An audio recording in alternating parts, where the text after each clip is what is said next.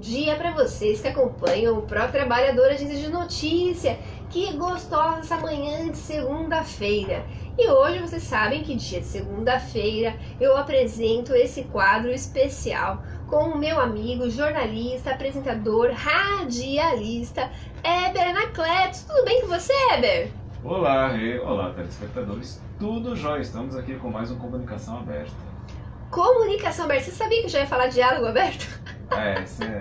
Pode ser, vamos fazer uma vertente aqui. Não. Comunicação aberta é muito mais bonito, né?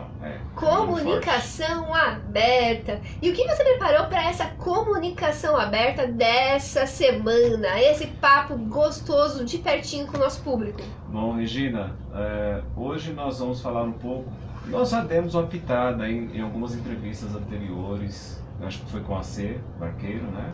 Deficiente visual, sobre empregabilidade. Depois pincelamos um pouco sobre educação, e até mesmo com a Lívia Mota também.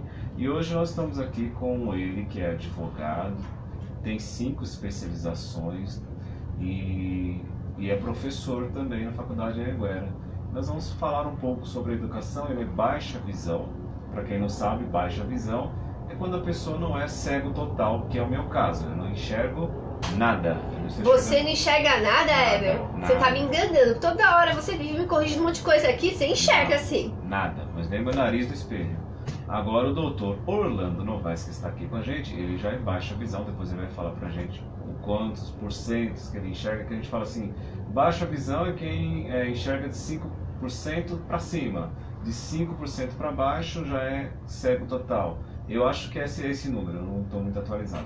Mas enfim, nós vamos explorar um pouco essa educação e entender como é que um professor com deficiência visual dá aula numa faculdade de Direito. Tudo bem, doutor Orlando? Seja bem-vindo, bom dia, muito obrigado por sua presença com a gente. Bom dia, Éder, bom dia, Regina, bom dia a todos os telespectadores aqui do programa de vocês. Um prazer imenso estar aqui. E eu agradeço pelo convite, espero que a gente possa contribuir um pouquinho aí, para que todos aí que estejam nos assistindo também tenham um pouco mais de acessibilidade, né? Um pouco mais de conhecimento sobre acessibilidade, sobre deficiência e quebrarem um pouco os preconceitos que muitas vezes cercam as pessoas, né? Sem dúvida. Doutor, eu posso chamá-lo de você, a gente já combinou lá na redação. Você não nasceu deficiente visual, como que foi isso? Nasci deficiente visual, sim. Mas enxergava bastante, é isso? Não, na verdade eu nasci com catarata congênita, né? E então desde a minha tenridade eu já tenho dificuldade visual.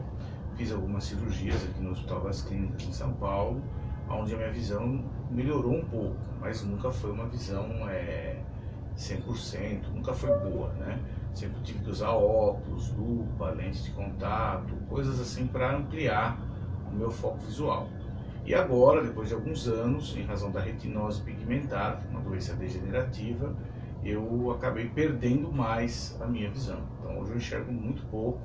Se me perguntar a porcentagem, eu não saberia te dizer, tá? Eu também não estou tão atualizado em porcentagem. Mas é muito pouca a minha visão. Certo. E aí, estudou em escola comum, dava para ler no quadro, como que era? Eu estudei nos 4 primeiros anos, na época do primário ainda, né? Hoje a gente fala no chamado ensino fundamental. Na minha época era primário, sou um pouquinho mais velho, né? Na época que eu estudei, nós tínhamos uma escola onde tinha uma sala para pessoas com deficiência visual, e tinha também uma sala para pessoas com deficiência auditiva. E nessa sala de deficientes visuais, então a professora, que era uma pessoa especializada nesse assunto, ela preparava o material que a professora, entre aspas, dos normais pedia, e aí nós acompanhávamos a turma normal, né, aqueles que enxergavam bem, com o nosso material adaptado. Então usava lupa de aumento, aqueles que eram cegos usavam o braille, né, aprendiam o braille, e assim a gente ia caminhando. Depois eu saí dessa escola e fui sempre, né, com a ajuda de alunos, de amigos, né, não enxergava na lousa, o pessoal ditava para mim a matéria, né, eu escrevia o que o pessoal ditava, então sempre foi muito difícil. Mas fomos nos esforçando e graças a Deus chegamos onde estamos hoje. Certo. E aí veio direito, faculdade do Direito. E, doutora, são tantos processos em Direito para ler, como que era isso? Tinha essa professora também na faculdade? Não, infelizmente essa professora não tinha. Inclusive eu faço aqui, se alguém conhecer essa professora, eu gostaria de revê-la. Professora Arisla Claudete, não sei se ela ainda vive, mas se viver, eu teria um prazer muito grande de revê-la para poder abraçá-la, porque ela foi muito importante na minha vida, né? Eu perdi o contato e eu gostaria de poder ter esse contato novamente. Como é o nome dela, professor? Arisla Claudete. Arisla Claudete, o beijo do professor e de toda a equipe aqui do Pro Trabalhador Agência de Notícias. E vocês conhecem essa professora? Era da região do ABC? Ela era de São Paulo, mas ela dava aula numa escola ali do ABC chamada Américo Brasiliense, isso na década de 80, tá? Então, na época eu era bem criança, né? Eu tinha 7, 8 anos, eu me lembro dessa professora. Depois a gente acabou perdendo contato, naquela época não se tinha rede social, né? Não tinha nem telefone em casa, muito mais. Era né? difícil, né, Eu já professor? procurei ela nas redes sociais, mas infelizmente não encontrei.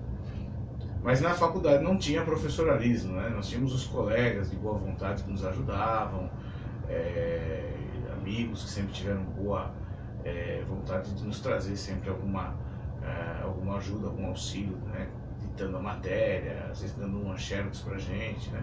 Nunca foi muito fácil, viu, Éder? Nunca foi muito fácil, não. Mas mais do que isso, o doutor tinha vontade. E por isso ele é um espelho afirmativo, né, Heber? Sem dúvida. Ele tinha vontade de fazer a diferença. A gente nunca gosta de colocar aqui as pessoas com deficiência que vêm no programa na condição de heróis, porque não são. Superação. Né? Mas assim como eu, ou como você, ou como o Ed, que está ali operando a câmera, que supostamente não temos nenhum tipo de deficiência, ele teve sonhos e ele teve força de vontade para correr atrás dos sonhos dele e realizar, e no caso, virou doutor. E aí o doutor, colega aqui, jurista, se especializou em qual área?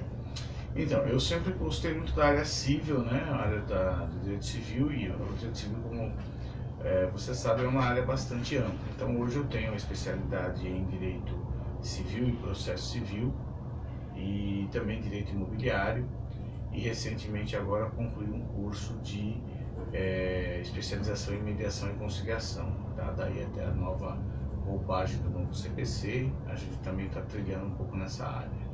Mas eu faço, no começo da profissão, a gente fazia de tudo, né? Civil, trabalhista, criminal. Eu faço até hoje o Tribunal do Júri, que é uma das poucas coisas na área criminal que eu gosto de fazer, em razão até da oralidade, né? Da liberdade que nós temos de trabalhar no Tribunal do Júri. Mas o meu segmento, mesmo a minha paixão é direito civil e processo civil. Direito civil e processo civil. E o professor me contava, né, doutor, professor, me contava pouco antes da gente começar na fase de apuração, né, Heber, da tua paixão por lecionar. Lá na sua universidade só tem doutor?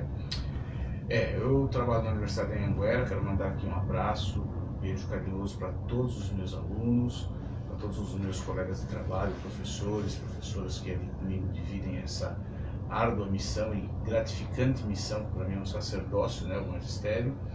E ali na Universidade de Anhanguera, na condição de deficiente, só eu que eu tenho conhecimento naquela unidade, sou eu que seja visual, né? Não sei se tem algum outro de outra unidade que tenha alguma deficiência. Aliás, eu quero agradecer o Daniel Correia, que foi seu aluno. Meu aluno, ele Correia, grande amigo, grande abraço, ele que me indicou e eu assisti uma entrevista do doutor antes, que ele me indicou, e ele falou, ele foi meu professor, é muita gente boa. Eu falei, não, com certeza eu vou chamá-lo para a entrevista.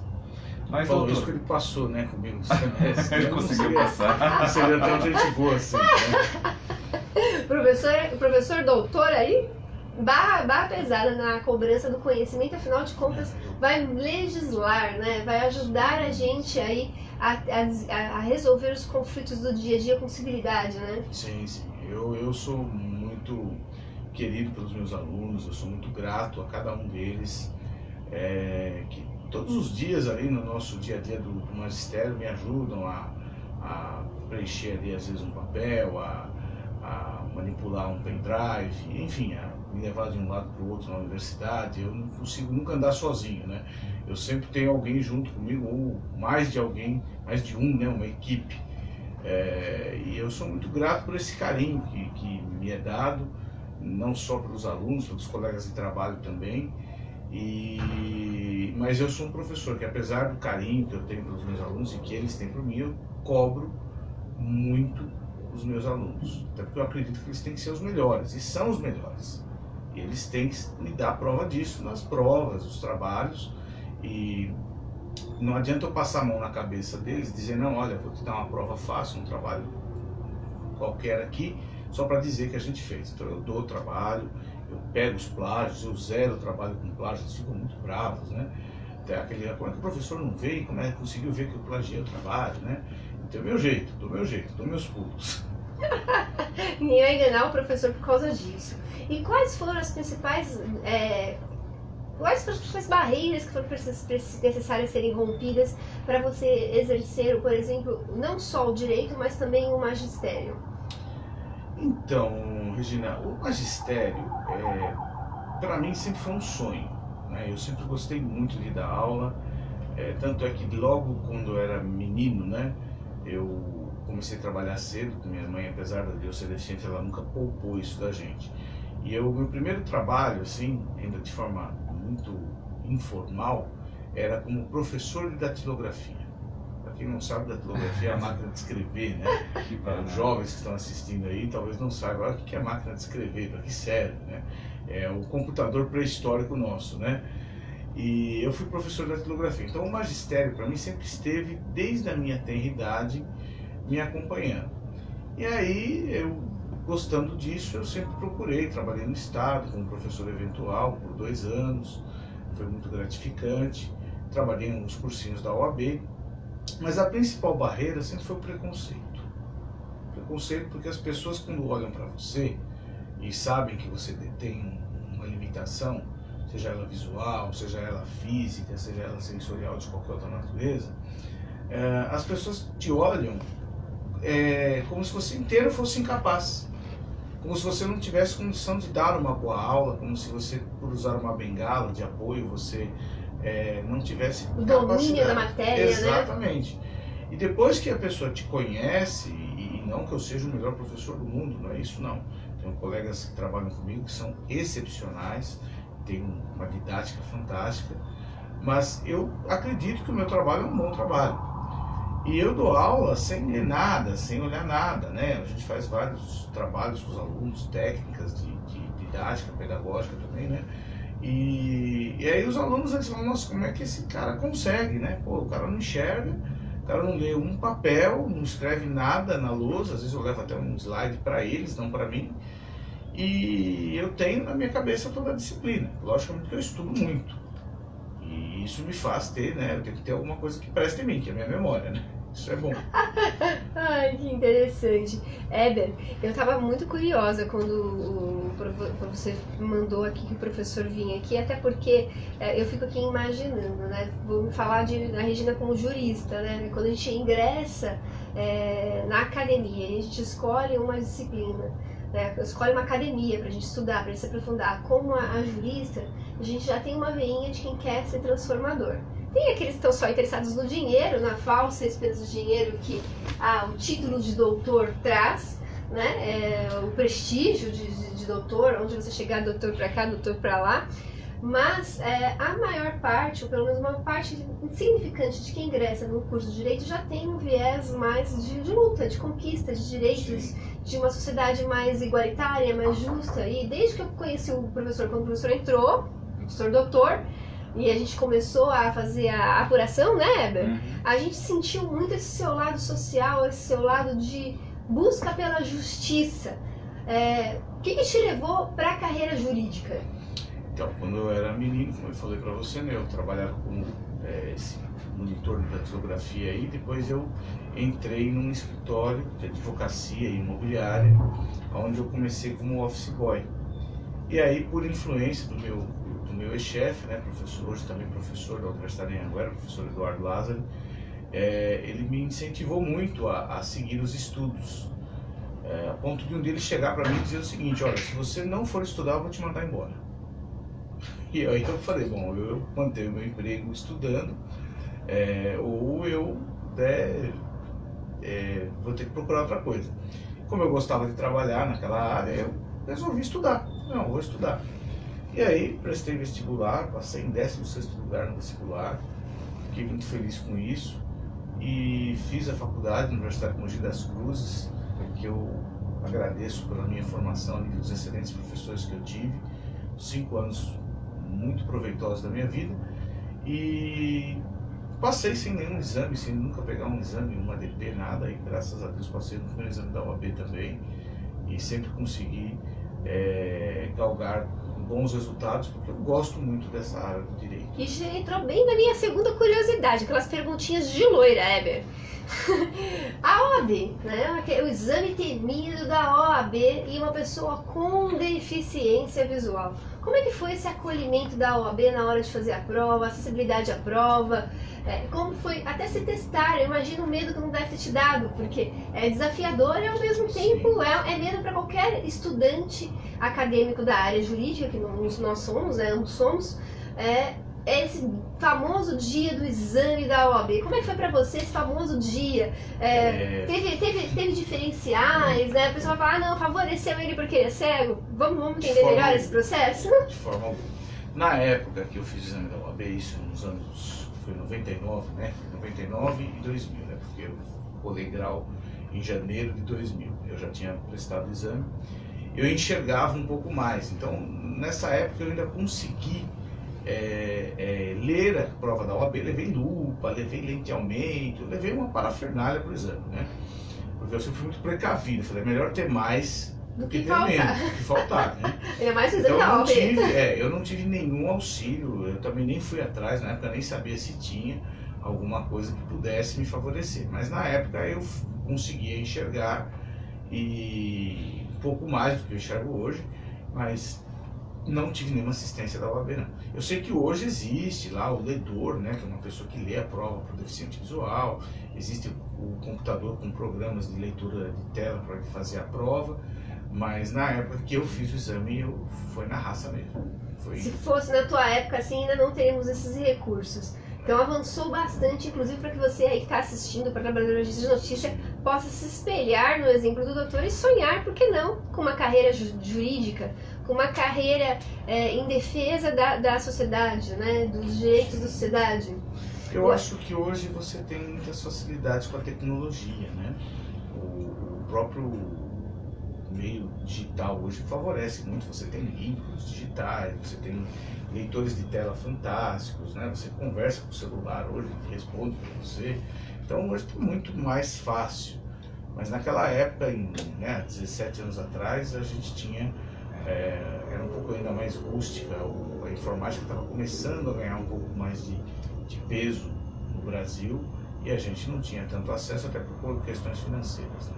Doutor, entrando nesse gancho da Regina, que é uma pergunta também que eu estava para fazer, eu conheço algumas pessoas que trabalham em tribunais, que são cegos, e têm algumas dificuldades por falta de acessibilidade nos sistemas.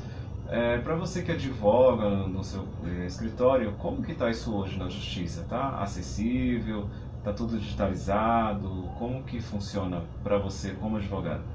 Não está acessível.